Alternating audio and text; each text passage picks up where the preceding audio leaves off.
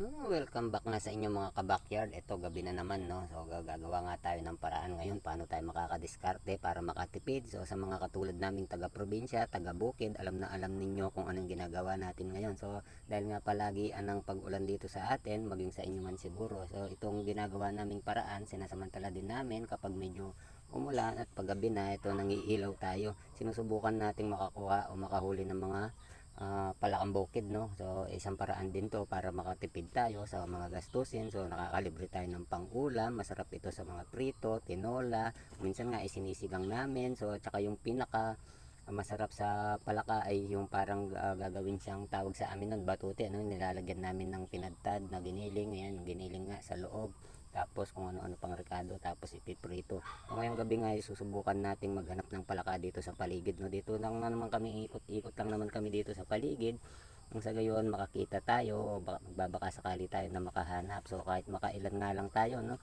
maka-anim lang tayo yan o higit, o pwede na sa atin dahil aanim nga lang kami, apat yung mga bata, dalawa kami ni Mami B. Kasama ko nga pala si Mami B dito, no. So napakasipag din ng ating Mami B. Hindi tayo hinahayaang mag-isang kumakayod sa buhay natin. So kung ano-ano din pinaggagawa namin dito, andyan din katulong namin sa katulong ko siya sa lahat ng mga gawain dito, no. So napakaswerte nga natin kahit papano nakapag asawa tayo o naging partner natin na isang napakasipag, no. Ayan nga si Mami B, nakahuli na siya. Ayan, meron na rin ako nahuli dyan dahil nga sa kadaldalan ko, di ko yata na ipakita o di ko yata na mention kanina. Ayan, so meron na siyang nakuha dyan, kung di ako magkamali, dalawa o tatlo o plus yung sa akin. Iikot-ikot nga lang tayo dito, no. Dito tayo sa ilalim ng manggahan. Mas maganda sana sa mga bagong bungkal, sa mga palayan ganyan, kaso nga lang is medyo mapapalayo tayo, no. So pang ulam lang naman yung kukunin natin, di naman tayo kukuha ng mga pambenta. Yan, so hindi nga tayo sinuswerte kapag namimingwit tayo. Mas maganda sana yun. Ang problema lang pag namimingwit tayo is wala tayo taga camera, so napakahirap naman habang namimingwit ka, tapos tinatayo mo yung tripod, tapos syempre palipat-lipat yung namimingwit. Dalawa lang naman kami ni Mami B kung minsan. Ayan, may mga tropa man tayong kasamang namimingwit. Ayan, mayroon na naman siya nakuha, no. Ay syempre namimingwit din naman sila, di naman natin sila pwedeng obligay, no, paki-video na kami o ganito ganyan, syempre nakakahiya din. So ginagawa naman namin yung makakaya namin na ito makaraos sa araw-araw, no.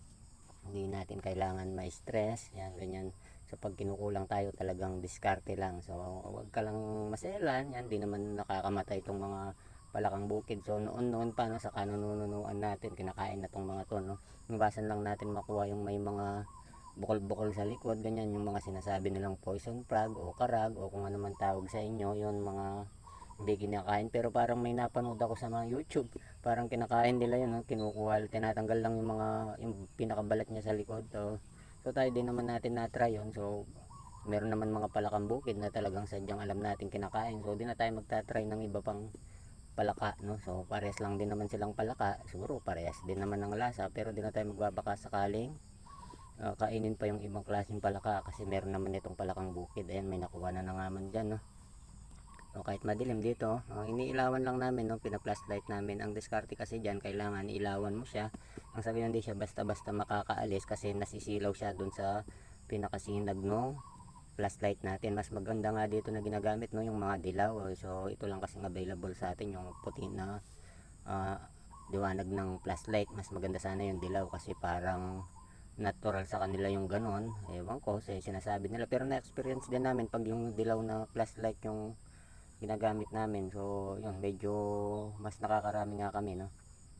Siguro nga dahil sa sobrang liwanag nitong puti, kaya malayo pa lang alam nilang may parating na. Di katulad nung dilaw siguro, dahil medyo dim siya, makukuha mo ng makalapit. Ang pinaka-sentro lang naman ng mata nila is yung pinaka ano ng liwanag ng ano, kaya pag minsan nasisilaw sila, di sila basta-basta makakilos. Ayan nga, no, talagang iniikot namin dito pati mga sulok. Nag-iingat naman kami dito kasi kung minsan di rin maiwasan may kita kaming mga ahas, pero hinahayaan lang namin. Di naman sila di naman sila na may merwisyo, di naman natin kailangan sila saktan, no. Maliban lang pag nabulaga tayo, siguro yung di natin napansin tapos bigla na nga atake ganyan. Pero sa katagalan na rin namin dito, magdadalawang taon na kami dito sa ganito pag season na ano, Ayun, wala pa naman kaming na-encounter na sumusugod na ahas sa amin, no? Meron man kami nakikitang ahas at nakita kami malayo pa lang is umaalis na. Ayan, medyo nakakarami na rin tayo dito. Kaya bawi-bawi na naman yung ating dangdang skin, no? Paborito kasi niya to. I-share ko lang sa inyo nung unang pa-experience ko sa kanila tong mga palaka na to, no? Dahil di pa sila nakakain nung nasa city pa tayo. Talagang todo tanggi sila, ayaw nilang kumain, pero nung natikman nila, ayun, halos kukulangin pa sa amin. Ayun, kaya gustong gusto na nga din nila, no?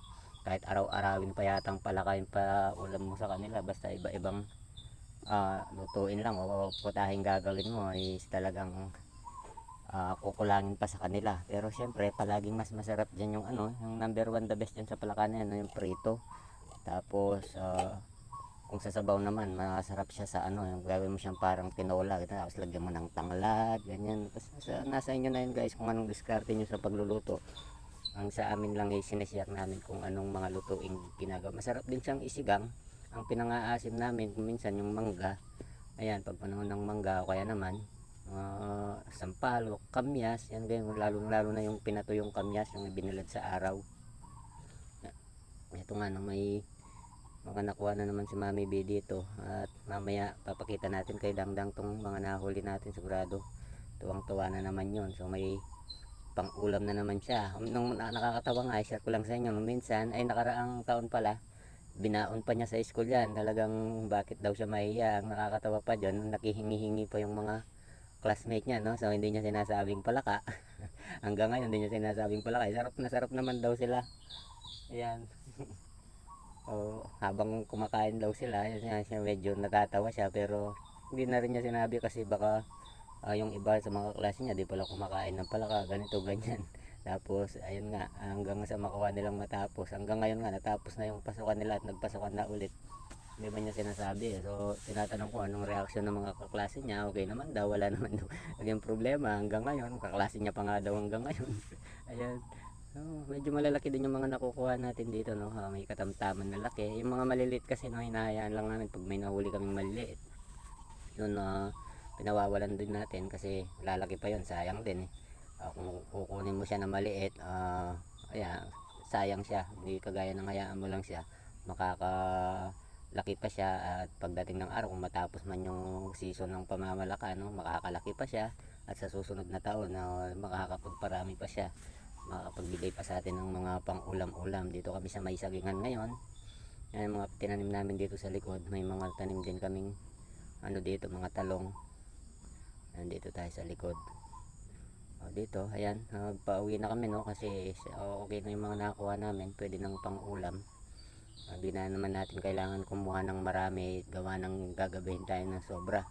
Pero pag minsan kumukuha din kami ng marami-rami kapag merong gustong bumili. Halimbawa nag-aabilin sila kung manghuli kami ng palaka, umorder sila per kilo, o dahil taga dito lang din naman, binibigay lang namin ng per kilo 200. Ayan, pero sa iba daw napakamahal, may 350, may 300, may 400 to 450 nga per kilo. Pero dito sa amin, kung dito lang naman ang bibili. Ito yung mga nakuha namin kay Mami Bian, yung mga nakuha na yan. Saktong sakto ng pangulam sa atin yan. At ito naman yung sa akin, medyo mahaba lang yung lalagyanan namin, mahirap tingnan pag nasa ilalim yan, madilim pa naman. Pina-flashlight nga ni Dangdang. Ay mga nahuli ko. So yan, ganito lang ang buhay namin dito sa probinsya. Mapatag ulan, mapatag araw, kailangan may season ka na diskarte para sa pangraraos sa araw-araw. Ayan ang mga nakuha natin, no? So ayun, nagtatalunan. So solve na naman talaga tayo dito, no?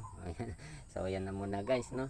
Maraming salamat. Senior lang namin sa inyo yung diskarte namin dito sa bukid. Shout out po sa lahat ng mga taga backyard. Shout out po sa lahat ng mga new followers natin. Shout out po sa lahat ng mga nakasuporta sa atin. Ayan, mag-iingat po kayo lagi. At sa mga nag-aalala po sa mga anak natin is medyo okay na po sila, no? Nakapasok na po sila ngayon, Tuesday ngayon, o kahapon Lunes, hindi sila nakapasok. Pero ngayon dahil medyo okay na sila, so nagpumilit na silang pumasok, so mag-iingat naman daw sila at hindi magpapapagod. So hanggang dyan na muna guys. So, maraming salamat, keep safe and happy farming everyone.